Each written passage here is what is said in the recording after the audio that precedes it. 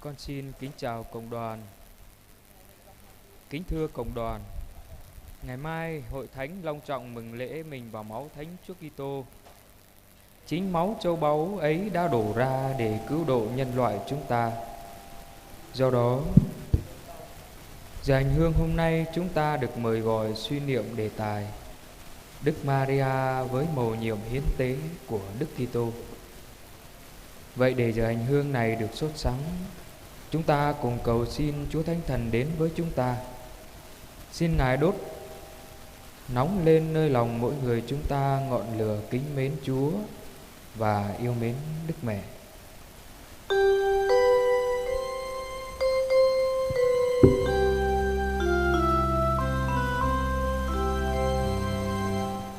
Rơi rơi rơi ôi Chúa Thầy, rơi rơi rơi ôi Chúa Kitô, rơi bờ bi rong lòng tơ nâng, rơi bờ bi răng cho mình rơi bông ngọc rơi mái tóc rắn ở đây, ngọc một bậc lại Chúa Giêsu Kitô qua mời,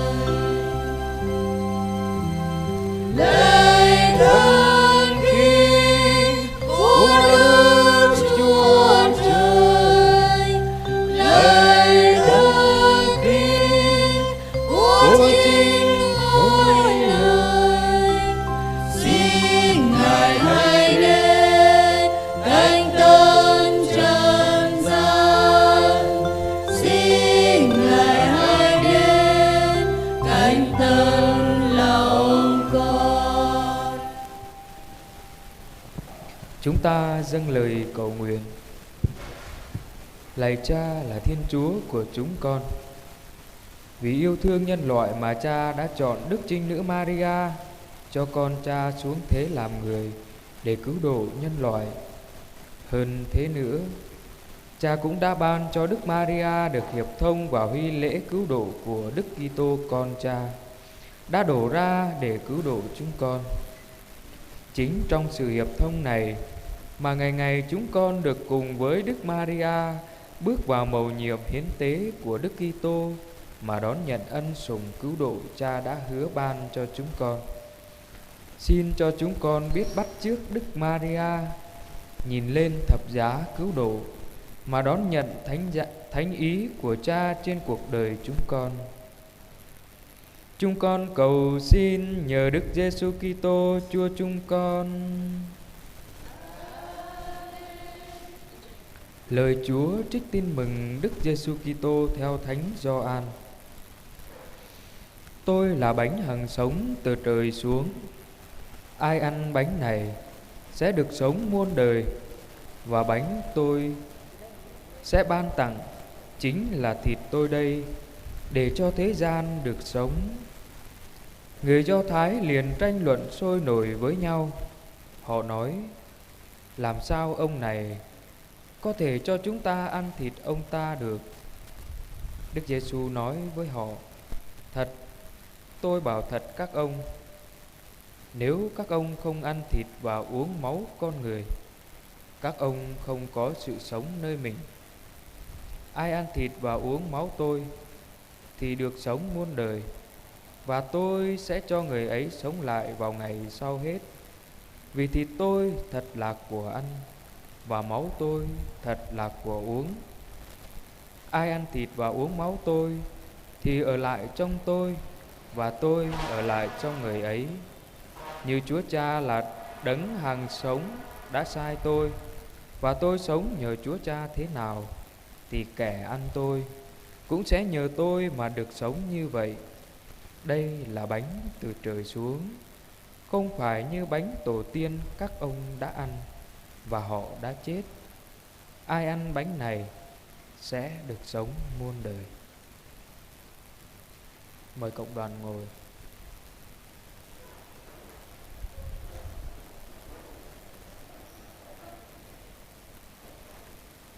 Kính thưa cộng đoàn, khi biết con mình lên Jerusalem để bước vào cuộc thương khó, Đức Maria đã âm thầm cùng đi với Chúa Giêsu trên con đường đau khổ ấy.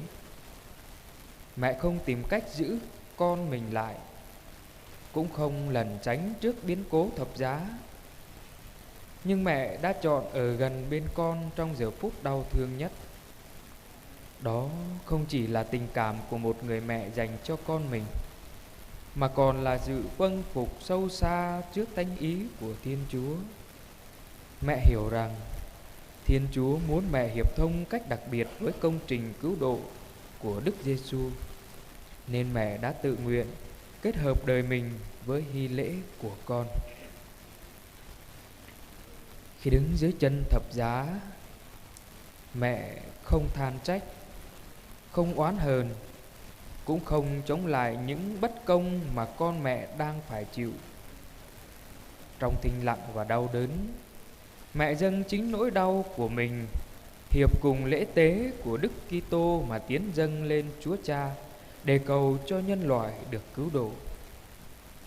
Khi nhìn thấy con mình bị đánh đòn, đội mão gai và chết trên thập giá, trái tim mẹ cũng bị đâm thâu bởi biết bao đau khổ. Thế nhưng giữa đau khổ ấy, mẹ vẫn không đánh mất niềm tin và hy vọng. Mẹ xác tín rằng thập giá không phải là kết thúc, nhưng sẽ dẫn tới vinh quang phục sinh. Chính trong giờ phút ấy, Đức Maria đã trở nên hình ảnh tuyệt đẹp của lòng tin và lòng cậy trông Kitô giáo. Mẹ dạy chúng ta biết rằng người tín hữu không phải là người không gặp đau khổ, nhưng là người biết mang đau khổ ấy kết hợp với Chúa Kitô trong niềm tín thác. Nơi mẹ, chúng ta học được thái độ kiên vững giữa những thử thách, biết âm thầm hy sinh, biết đón nhận thánh ý Chúa và không ngừng hy vọng, ngay cả trong những lúc tưởng chừng tăm tối nhất. Lạy mẹ Maria, xin mẹ nâng đỡ chúng con trong những lúc yếu đuối và thử thách.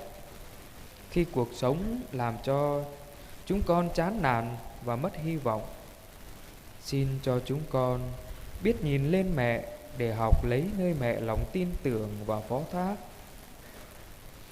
Xin mẹ dạy chúng con biết kết hợp những hy sinh, đau khổ và thập giá trong đời mình với hy lễ của Đức Kitô, để đời sống chúng con cũng trở thành của lễ đẹp lòng Thiên Chúa và mang lại ơn ích cho nhiều người.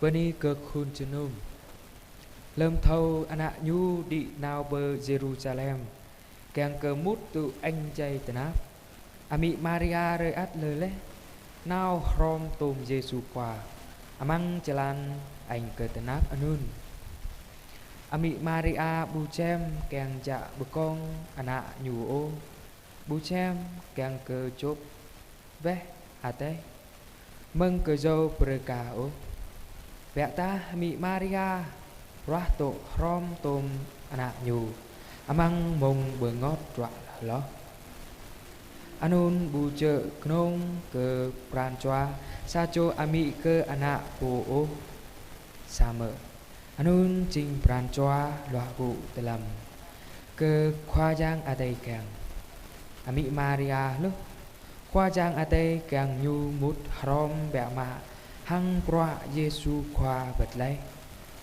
choa anun ami Maria mút sa rom abi pran choa hăng proa na nhu ở toa nhu bồ tụ trẻ bơi kyo preka ami Maria bu ur bậc krao o bu cham quá o bu cơ tong lại lơi cơ tum tơi bu ga anak nhu kelak ke anh amang tele reat hang bengot ra Ami Maria bơ dơ tơ lời nhu bơ ngọt trọa một rom tôm trọa bồ Cristo hơ toa bơ dơ cơ ma à tề đã mơ eo lại prơi cơ mà nuôi mà nam tôi mau bưng ai bật lấy lâm bút nạ nhu răng tay măng phẳng nọa bờ trọa đoan trời hàng dây bồng bơi dỗ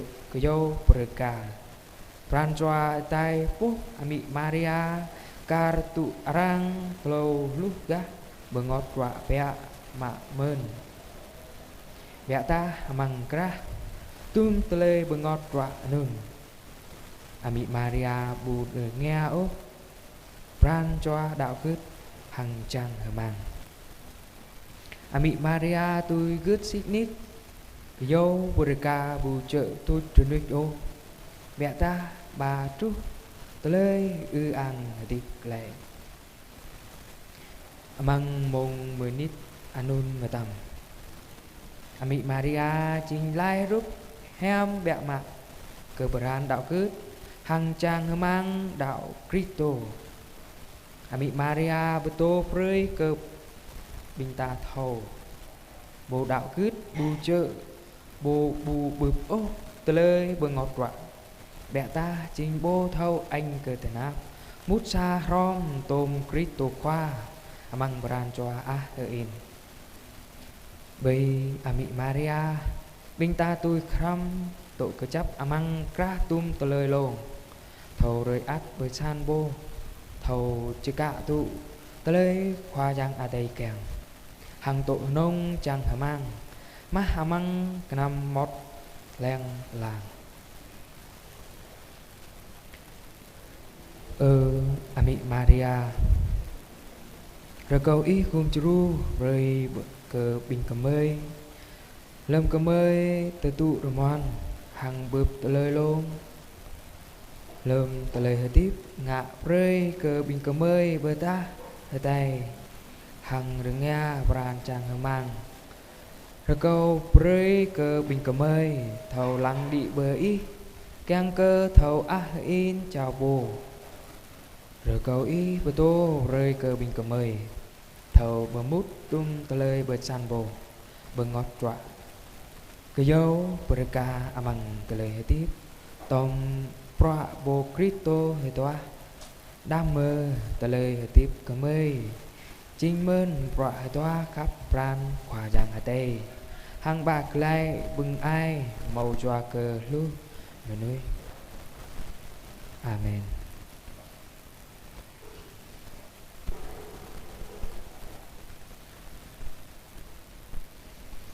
Giờ đây trong tâm tình chiêm ngắm Đức Maria hiệp thông với hy tế cứu độ của Đức Kitô, chúng ta cùng hiệp ý dâng lên mẹ những bài thánh ca tha thiết.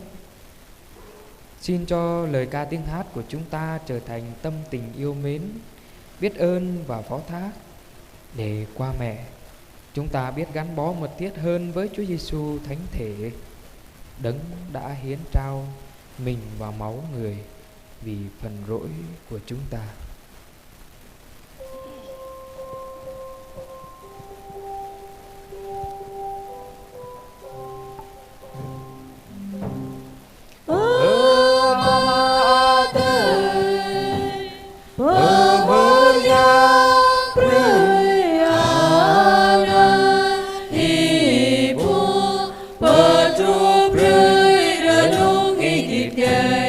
Bật nhông prơi tờ lời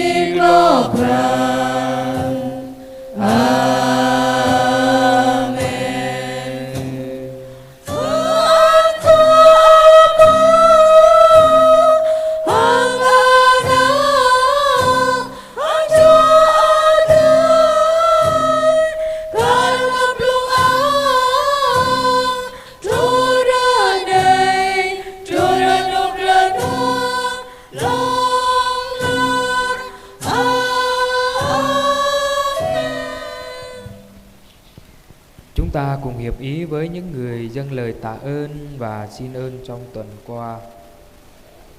Có 4 người xin tạ ơn vì thêm lòng kính mến Chúa và Đức Mẹ. 3 người tạ ơn vì biết vâng theo thánh ý Chúa. 3 người tạ ơn vì chừa bỏ tội lỗi tính hư nết xấu. 2 người tạ ơn vì ăn năn trở về cùng Chúa. 6 người tạ ơn vì đi đường được bình an. 4 người tạ ơn vì có công ăn việc làm. 4 người tạ ơn vì gia đình sum họp, hòa thuận yêu thương nhau. 5 người tạ ơn vì gia đình được bình an. 2 người tạ ơn vì con cái ngoan ngoãn, học hành tấn tới thi tốt. 5 người tạ ơn vì khỏi ốm đau bệnh tật. 3 người tạ ơn vì cầu cho các linh hồn. 1 người tạ ơn vì được thánh hóa bản thân, cải thiện đời sống. 1 người tạ ơn vì được cứu giúp trong cơn gian nan khốn khó. 2 người tạ ơn vì được bình an trong tâm hồn và cuộc sống. 1 người tạ ơn vì được sinh nở bình an. Và 1 người tạ ơn vì đã có con cái. Hiệp cùng mẹ Thiên Chúa, chúng con xin tạ ơn Cha. Chúng con xin tạ ơn Cha.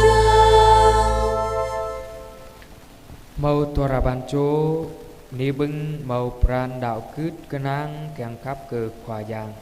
Tora bancho ni bưng thâu kama đòi lại hằng khỏa giang.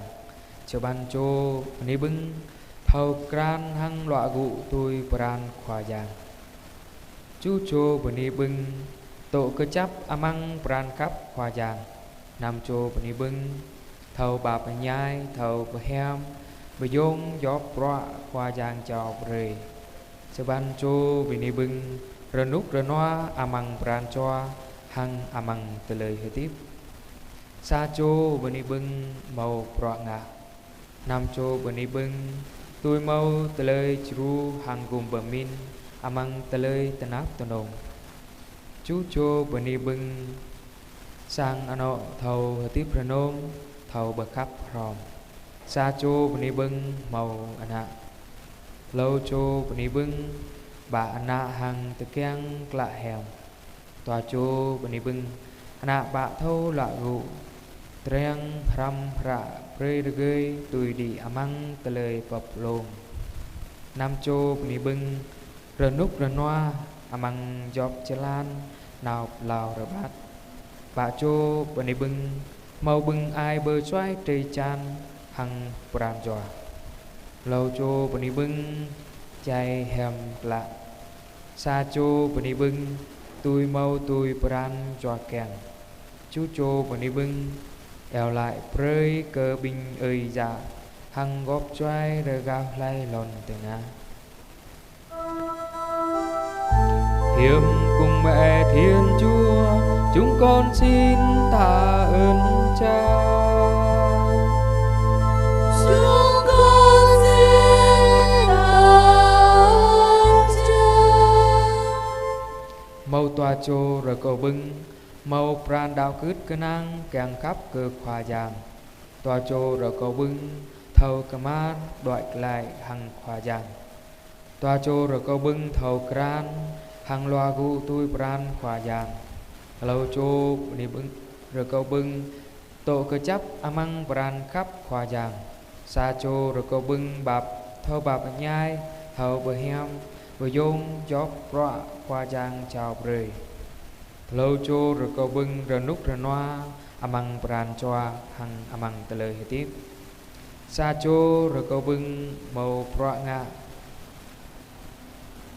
Rama chô rồi câu bưng tôi mau tờ lời chru hằng gồm bờ min amang tờ lời tờ náp tờ nông toa chô rồi câu bưng sang nọ thâu hệ tiếp rồi nôm thâu bờ cặp ròm lâu chô bần bưng bạn na hằng tờ keng lạ hèm lâu chô rồi câu bưng rồi nút rồi noa amang dọc chê lan nào lào rồi bát tòa chô rồi câu bưng mẫu bưng ai bơ choái trời chan hằng pran choa tòa chô rồi câu bưng đào lại rơi cơ bình ơi dạ hằng gọp choái rồi gáo lai lòn tờ na nhờ lời Đức Mẹ chuyên cầu xin Chúa nhầm lời chúng con. Xin Chúa nhận lời chúng con. Có 7 người xin thêm lòng kính mến Chúa và Đức Mẹ. 3 người xin biết vâng theo thánh ý Chúa. 2 người xin dâng mình cho Chúa trong đời sống tu. 7 người xin ơn chữa bỏ tội lỗi và tính hư nết xấu. 6 người xin ăn năn trở về cùng Chúa. 1 người xin ơn bền đỗ đến cùng. 8 người xin đi đường được bình an. 10 người xin có công ăn việc làm. 6 người xin mau trả hết nợ. 2 người xin đòi được nợ. 10 người xin cho gia đình sum họp, hòa thuận yêu thương nhau. 8 người xin cho gia đình được bình an. 4 người xin ơn như ý. 6 người xin cho con cái ngoan ngoãn, học hành tấn tới thi tốt. 12 người xin khỏi ốm đau bệnh tật. 4 người xin ơn chết lành. 8 người xin cầu cho các linh hồn. 5 người xin ơn cứu giúp trong cơn gian nan khốn khó. 3 người xin ơn bình an trong tâm hồn và cuộc sống. 2 người xin sinh nở được bình an. Và 2 người xin tìm thấy của cải. Nhờ lời Đức Mẹ chuyên cầu, xin Chúa nhầm lời chúng con. Xin Chúa nhận lời chúng con. Giờ đây chúng ta cùng dâng lên Đức Maria những đóa hoa tươi thắm. Xin mẹ đón nhận và dạy chúng ta biết noi gương mẹ, luôn hiệp thông với Chúa Giêsu trong mọi đau khổ và thử thách, để đời sống của chúng ta cũng trở thành của lễ đẹp lòng Thiên Chúa và mang lại tình yêu, bình an cho mọi người.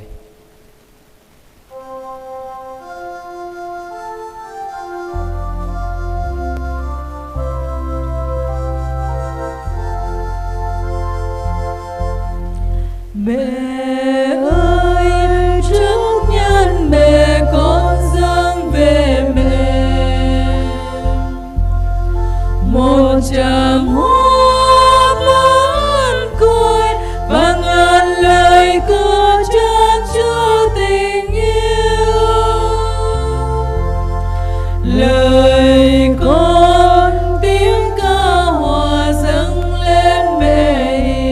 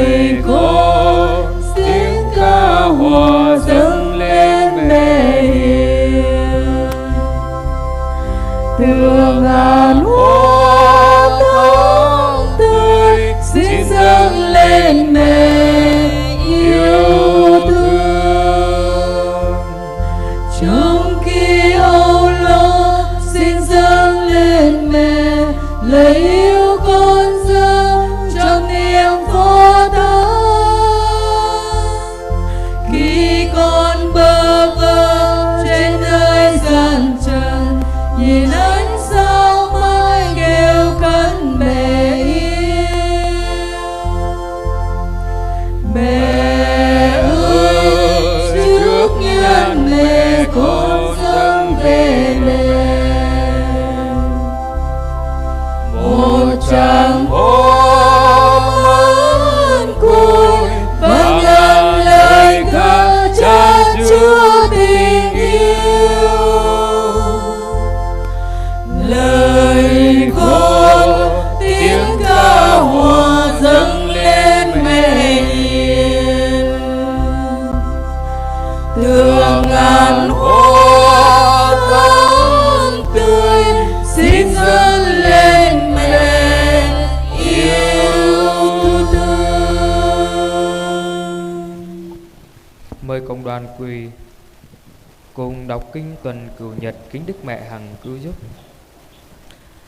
Ami hanong kum jru ko horbia ma lang rup bo mata hiam klai rim bot ko lang rup bo mata I kar hang ko mu tum tale pa pa ang pương hiam I ko bu chi anan I ang bia ma ami khoa yang lên tương ko bu Mikael khoa binh yang pre cơ ko thao I nhớ po kít cây về lăng cơ tung kul bay rengit tangan I klak pi patao prong lo ka pi patao tum tale anun pre cơ ko thao I nhớ po mo pương prong lo amang bing dah pene I nhớ po payam pre cơ rengit lon I nhớ po khoa te papu papaching ami anak nyu re pelon tena ching menui xin nik I nhớ po chi cha aja yong po tapa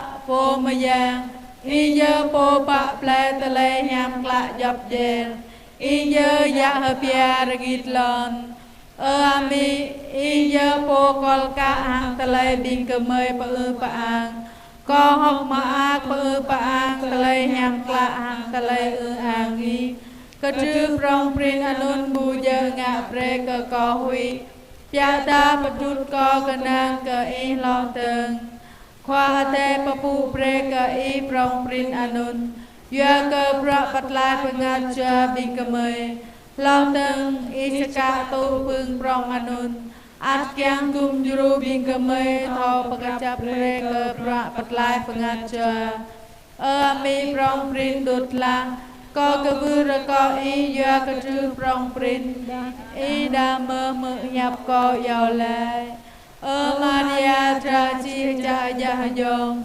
I ma chaka tu le anan ami anong kum jru kyang ke patut pasu pran cha bing kemei kenang ha in ke I hanun ko ke vư ko I khap pa kum jru ko na nào amang yap anin do ano nào lam yang sat lư plai lâm mo tele so lâm bước tele tenap amang tele hati hang bia ma nyu amang mu chin lo pran ami po tho khap pap re ko I pre cơ ko tho đại nào bờ I na nào ko cứ xin đi tơ ta ko chang đại nào bờ I hanun nga pre cơ I che mơ hiệp ko re ko I pre cơ ko pương yong phan ane tho chang yo lại hang I na nào hang mo pran cha kenang in ke I kar hang anak sang yang ke I mơ nhập ko yo lại da mơ kum jru ko na nào hang pre ke ko đào khut ke chap tru palut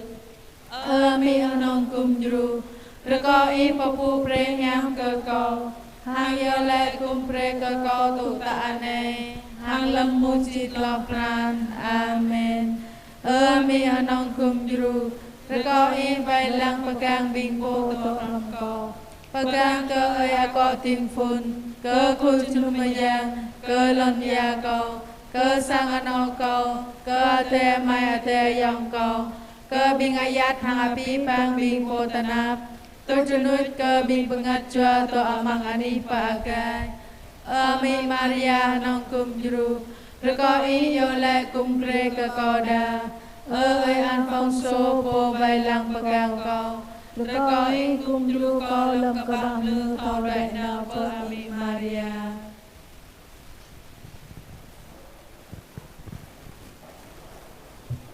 Giờ hành hương tới đây kết thúc, con xin cảm ơn cộng đoàn.